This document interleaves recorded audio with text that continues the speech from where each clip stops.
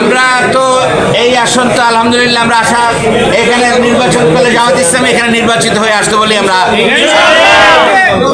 এখন জাতির স্বার্থে দেশের স্বার্থে কল্যাণের স্বার্থে মানবিক ন্যায় ইনসাফ ভিত্তিক ইসলামী বাংলাদেশ গড়ার স্বার্থে দেশবাসীর জন্য এই এতটুকু ভূমিকার মধ্য দিয়ে বরিশালেও যেন আমরা আবার সকল ভোটার্সদের কাছে আমরা আহ্বান জানাবো তারা যেন এখন আমাদের যার সমর্থনে আমরা এটা প্রচার করেছি ইসলামী আন্দোলন বাংলাদেশ তাকে নিয়ে যার তার কাজ করবেন এবং তাকে নির্বাচিত করে আনবেন। নির্বাচন পূর্বে আইন শৃঙ্খলা পরিস্থিতি কেমন দেখছেন?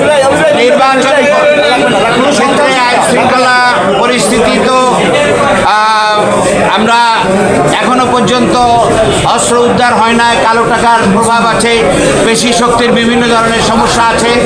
এই সমস্ত সমস্যাগুলো রুট লেভেলে আছে এবং কিছু দৃশ্যমান কিছু অদৃশ্যমান আছে এবং এগুলো বিশেষভাবে প্রশাসন এবং বিভিন্ন জায়গায় এই সমস্ত ঘটনা ঘটছে।